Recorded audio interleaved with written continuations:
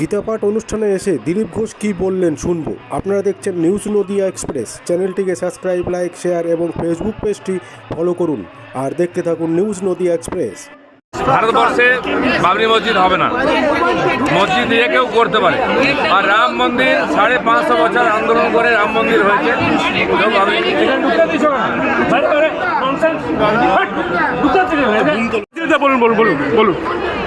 দেখুন, পশ্চিমবাংলা বিভাজনের শিকার হয়েছে হিন্দু মুসলমান নেতৃত্বে।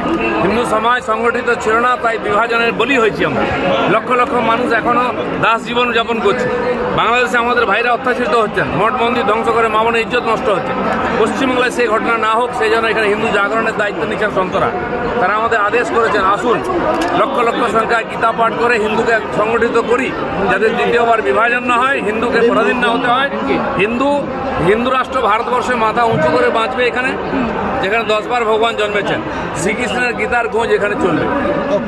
গীতা পাঠের আয়োজন। তৃণমূল বলতে রাজনীতি করছে, এটা নিয়ে তোদের করতে না কে বলেছে? কর, দম থাকলে আমরা করব। রাম মন্দির করে, কৃষ্ণ মন্দির করে, এটাও করবো।